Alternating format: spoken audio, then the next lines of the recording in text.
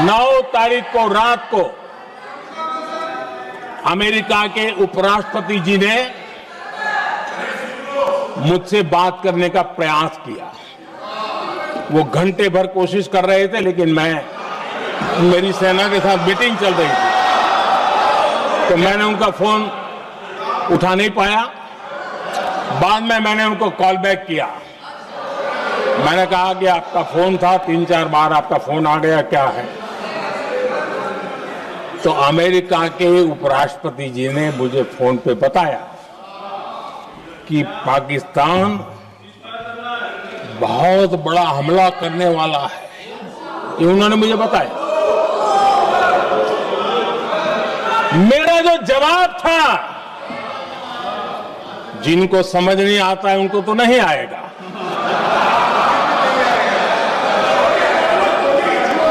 मेरा जवाब था, अगर पाकिस्तान का ये इरादा है तो उसे बहुत महंगा पड़ेगा।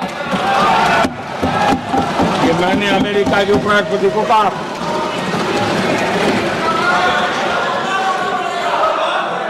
अगर पाकिस्तान हमला करेगा तो हम बड़ा हमला कर करके जवाब देंगे। ये मेरा जवाब था। और आगे मेरा एक वाक्य था, मैंने कहा था, हम गोली का जवाब गोले से देंगे। ये 9 तारीख रात की बात है, और 9 रात में और 10 सुबह हमने पाकिस्तान को सैन्य शक्ति को तहस नहस कर दिया था। और यही हमारा जवाब था, यही हमारा जज्बा था। और आज पाकिस्तान भी भली भांति जान गया है कि भारत का हर जवाब पहले से ज्यादा तगड़ा होता है।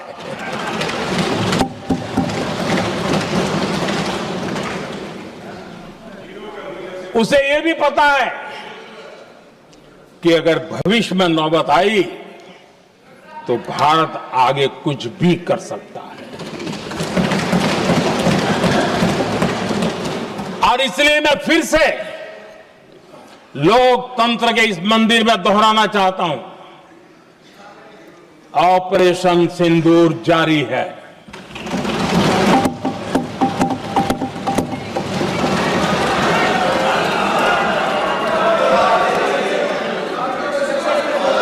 पाकिस्तान ने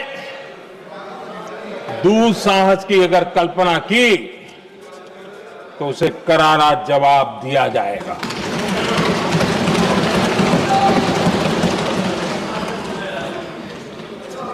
आदरणीय अध्यक्ष जी, आज का भारत आत्मविश्वास से भरा हुआ है। आज का भारत आत्मनिर्भरता के मंत्र को लेकर के पूरी शक्ति के साथ तेज गति से आगे बढ़ रहा है। देश देख रहा है भारत आत्मनिर्भर बनता जा रहा है।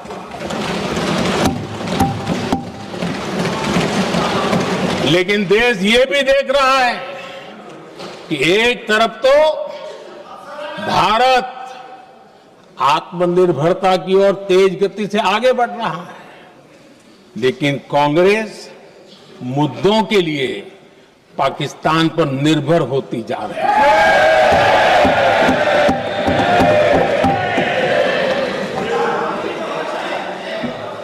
मैं आज पूरा दिन देख रहा था, जो 16 घंटे से जो चर्चा चल रही है, दुर्भाग्य से। प्लीज बैठिए, सब जवाब दे दिया आपका। आप सुनते नहीं, सबका जवाब दे दिया। प्लीज दुर्भाग्य से सुनिए जवाब। कांग्रेस को पाकिस्तान के मुद्दे इंपोर्ट करने पड़ रहे हैं।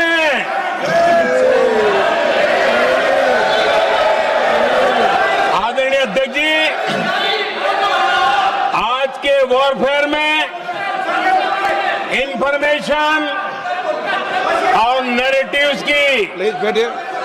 बहुत बड़ी भूमिका है।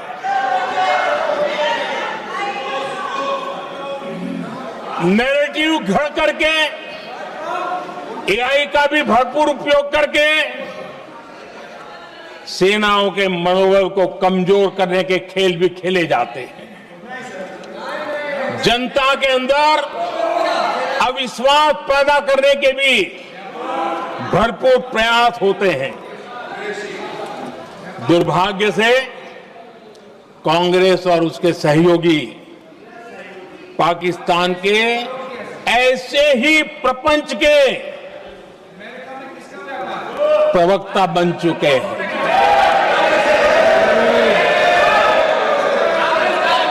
आदरणीय अध्यक्ष जी, देश की सेना ने, आदरणीय अध्यक्ष जी, ये तरीका है देश आपका? की सेना ने, बैठिए बैठिए। देश की सेना ने सर्जिकल स्ट्राइक की।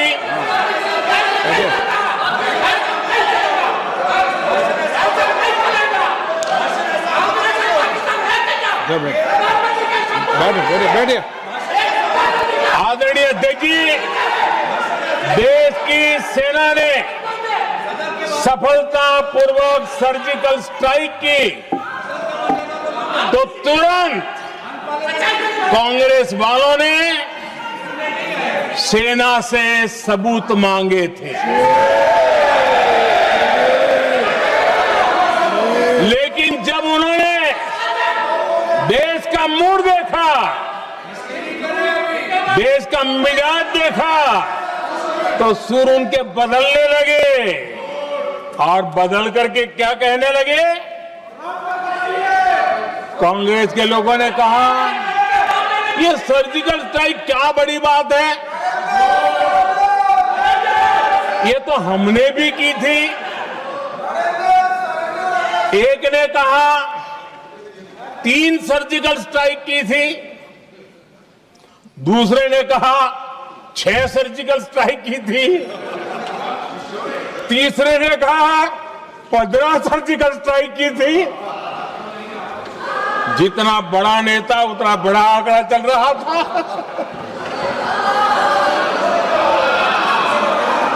आदरणीय अध्यक्ष जी, इसके बाद बालाकोट में सेना ने एयर स्ट्राइक की। अब एयर स्ट्राइक तो ऐसी थी कि वो कुछ कह नहीं सकते थे, इसलिए ये तो नहीं कहा कि भाई हमने भी की थी। उसमें तो उन्होंने समझदारी दिखाई, लेकिन फोटो मांगने लगे। एयर स्ट्राइक हुई तो फोटो दिखाओ, क्या कहां गिरा, क्या तोड़ा, कितना तोड़ा, कितने मरे, बस यही पूछते रहे। पाकिस्तान भी यही पूछता था, ये भी यही पूछते थे। इतना ही नहीं, आदरणीय अध्यक्ष जी, जब पायलट अभिनंदन पकड़े गए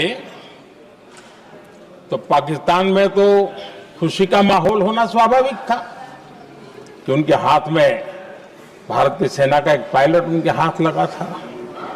लेकिन यहां पर भी कुछ लोग थे जो कानों कानों में कह रहे थे, अब मोदी फंसा, अब अभिनंदन वहां है, मोदी ला करके दिखा दे, अब देखते हैं मोदी क्या करता है। आज डंके की चोट पर अभिनंदन वापिस आए।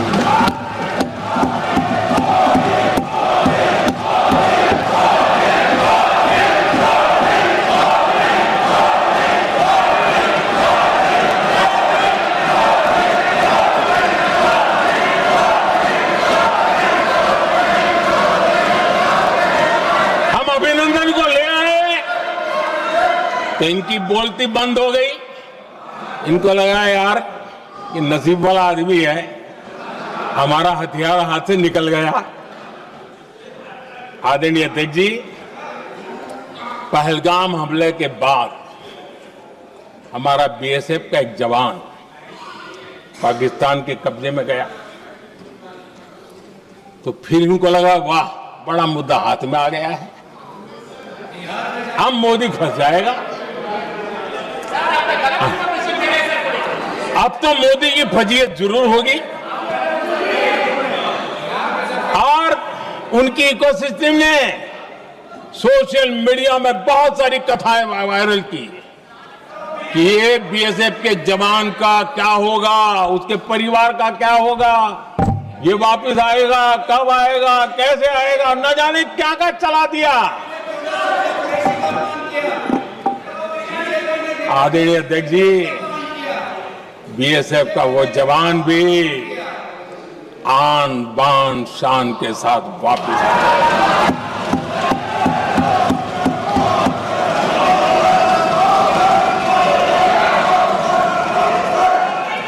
आतंकवादी रो रहे हैं, आतंकवादियों के आका रो रहे हैं और उनको रोते देखकर यहां भी कुछ लोग रो रहे हैं।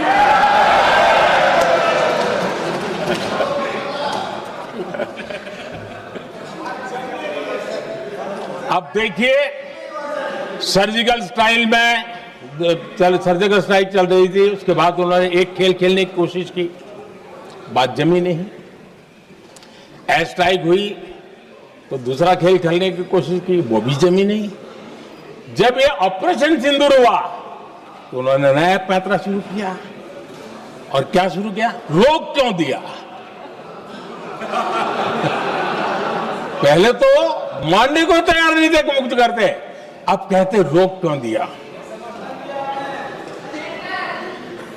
वारे बयान बहादुरों,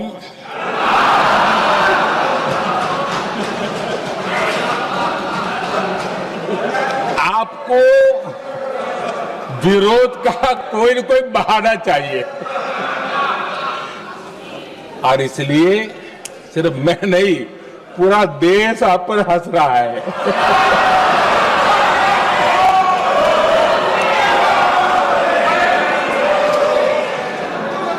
आदरणीय अध्यक्ष जी, सेना का विरोध, सेना के प्रति एक पता नहीं नेगेटिविटी, ये कांग्रेस का पुराना रवैया रहा है। देश ने अभी अभी करगिल विजय दिवस मनाया,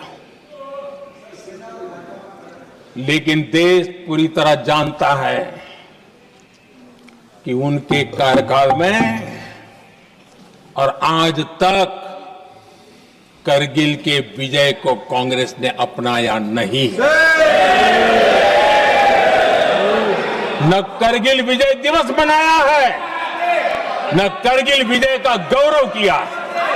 इतिहास साक्षी है अध्यक्ष जी। जब डोकलाम में सैन्य हमारा शौर्य दिखा रहा था, तब कांग्रेस के नेता चुपके चुपके किससे ब्रीफिंग लेते थे वो सारी दुनिया अब जान गई।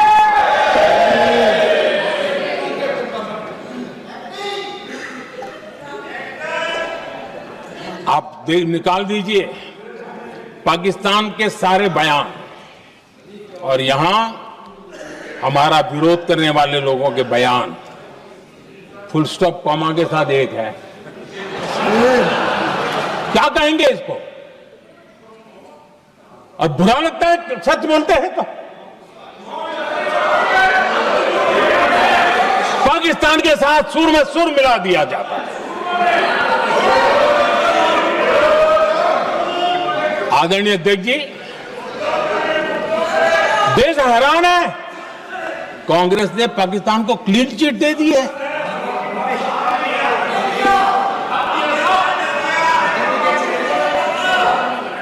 उनकी ये हिम्मत, और इनकी आदत जाती नहीं है, ये हिम्मत कि पहलगाम के आतंकी पाकिस्तानी थे, इसका सबूत दो।